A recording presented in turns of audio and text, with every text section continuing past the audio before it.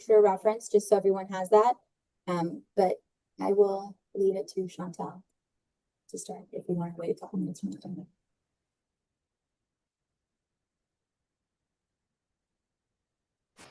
But you all Hear me okay? We will give a couple of more minutes for folks to join us, and then we will begin with an introduction of our presenter.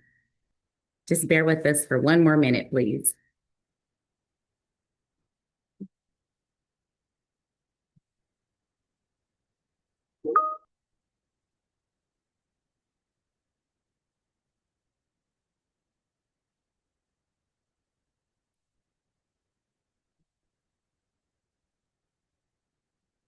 Looks like we have a good roundup of participants, so I'll go ahead and I'll get started just for the sake of the hour that we have ahead of us.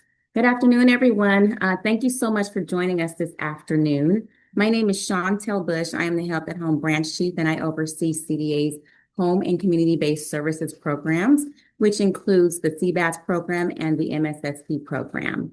On today, we have joining us Sydney Schellinger, our Senior Emergency Services Coordinator with the California Department of Aging. Sydney has spent the last 2 years strengthening partnerships across local, state, and federal levels to ensure older adults and people with disabilities are prioritized before, during, and after disasters.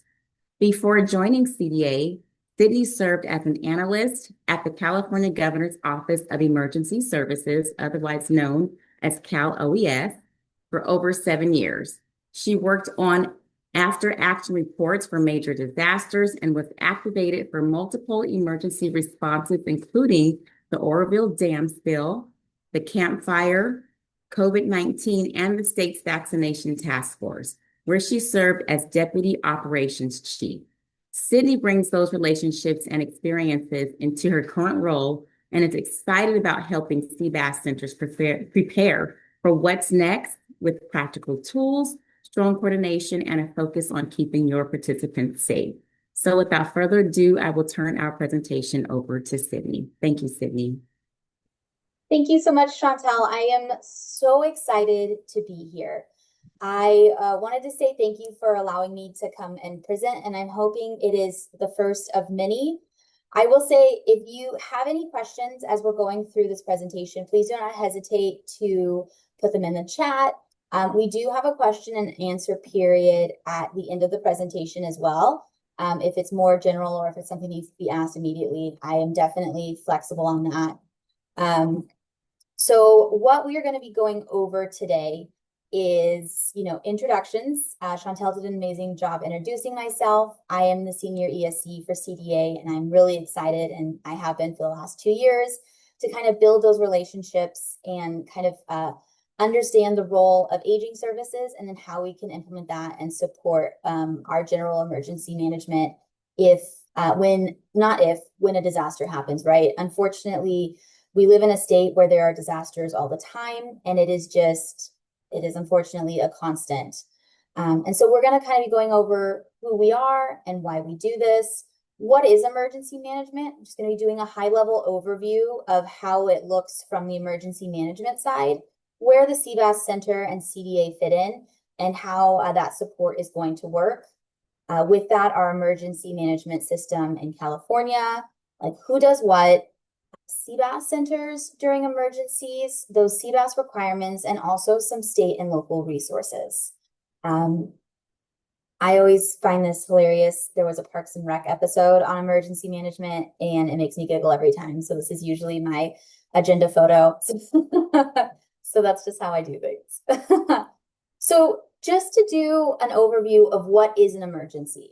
So an emergency is an incident, whether a natural, a technological, or a human caused, that requires responsive action to protect life or property. And I put under here a different definition because this is under the Robert T. Stafford Disaster Relief and Emergency Assistance Act. And that is actually how the state and our local partners receive federal funding, is through the Stafford Act.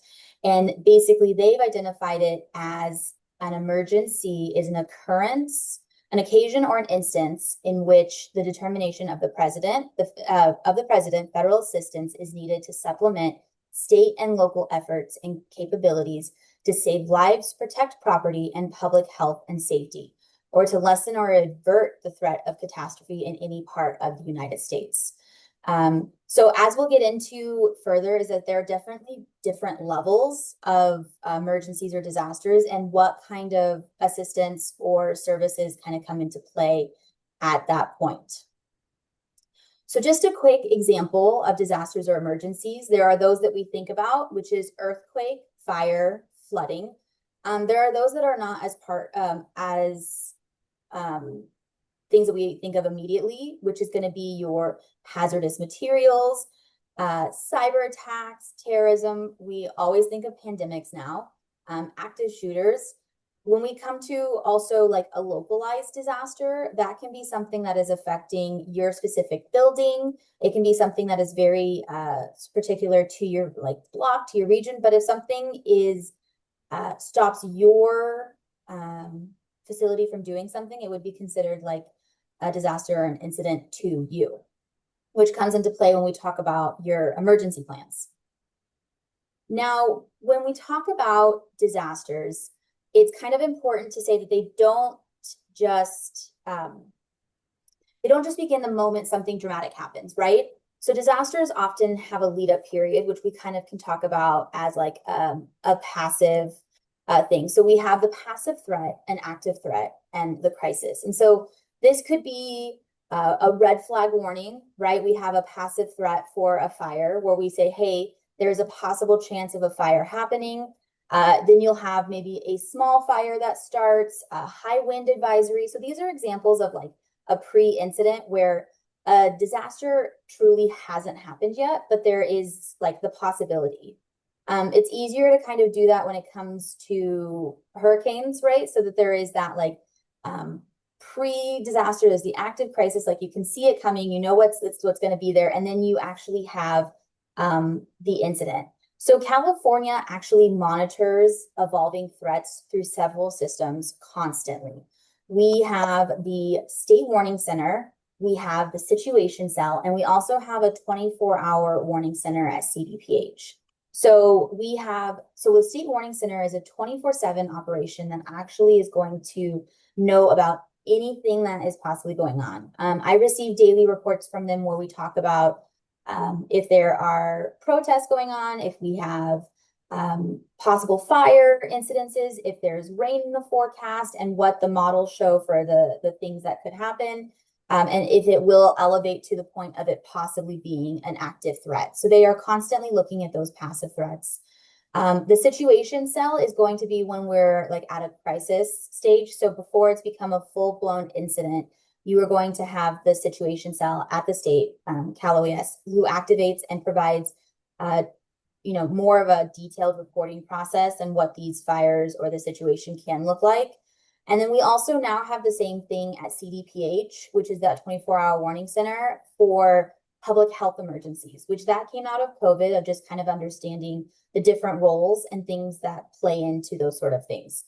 And this is going to basically help us track those risks and hopefully identify things before it escalates, and we can trigger early action, like requests for resources, notifying our partners when, like I hear something, notifying that out and understanding that, these things are something to be aware of. And so then if we look on the right side of an incident, we talk about the actual like different levels. So when a disaster happens,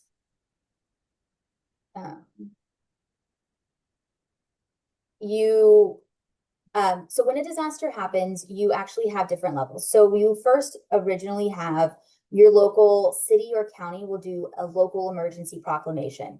They send this to the state as notifying them that they have declared a local emergency. This is something that needs additional resources that the city or county cannot handle. And then at a certain level where it's no longer being able to be provided by local partners. And so you have mutual aid regions, which are basically, neighbors helping neighbors. So LA County can get help from Orange County, Riverside. So you're asking people around you if they have resources and things of that nature, if you have your local emergency proclamation. With a state of emergency, most of the time it is like a financial like threshold as well as for the federal emergency.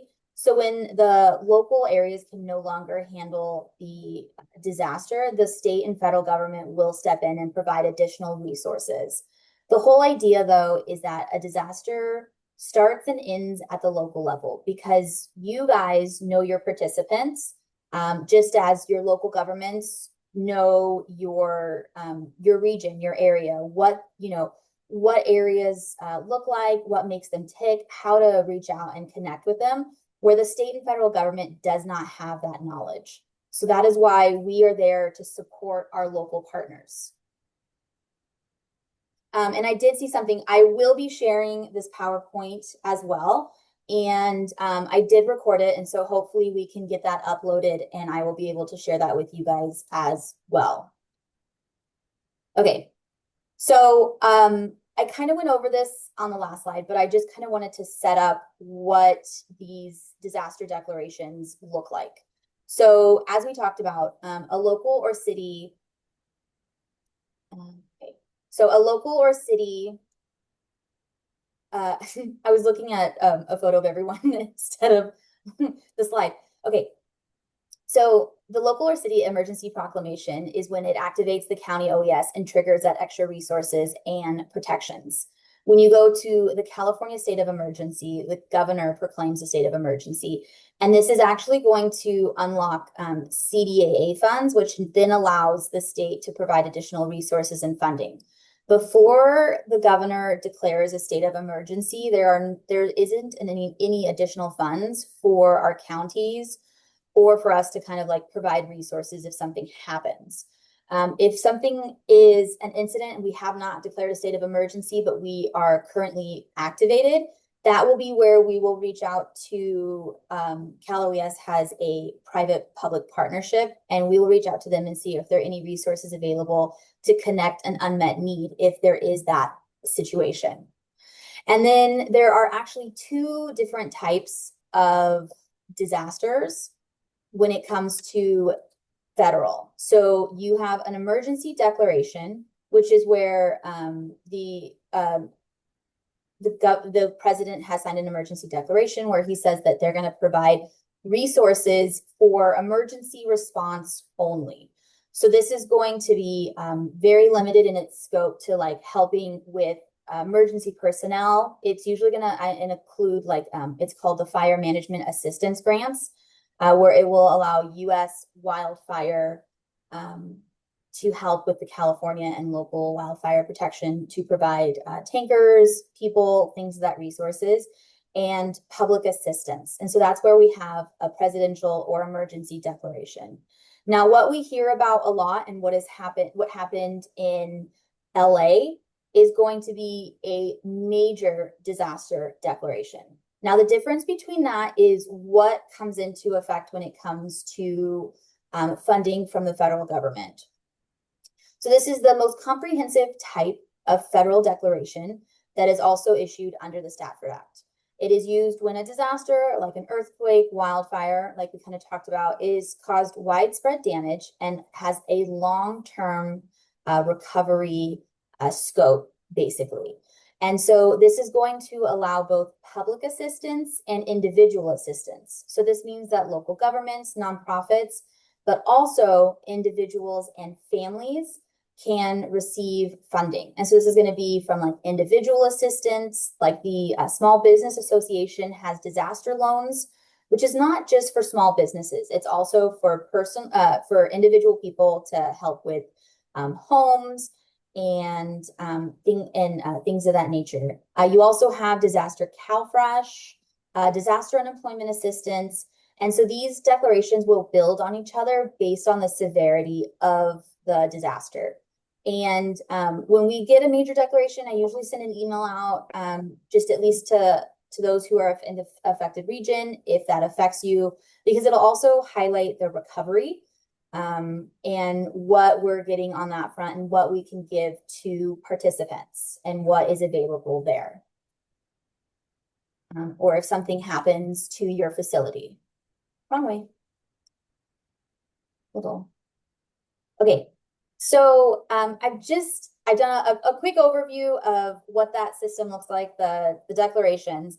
And so now I kind of wanted to go over like how the California emergency system works. And so when we talk about the emergency response in California, it's important to understand like the layered system. So we invented SIMS, which is the State Emergency Management System. And I will do a brag for California. It was so great that the federal government copied us and called it NIMS, which is the uh, National Emergency Management System. So we take the wins where we can. Not like I had anything to do with it. But so basically, what it is we have the State Operations Center, which is going to coordinate all of the state level responses. I get activated to the State Operations Center where we do usually twice a day call outs. We're part of the priority population. As we talked about, we have the State Warning Center, and then you have me. So at the State Operations Center, based on the level of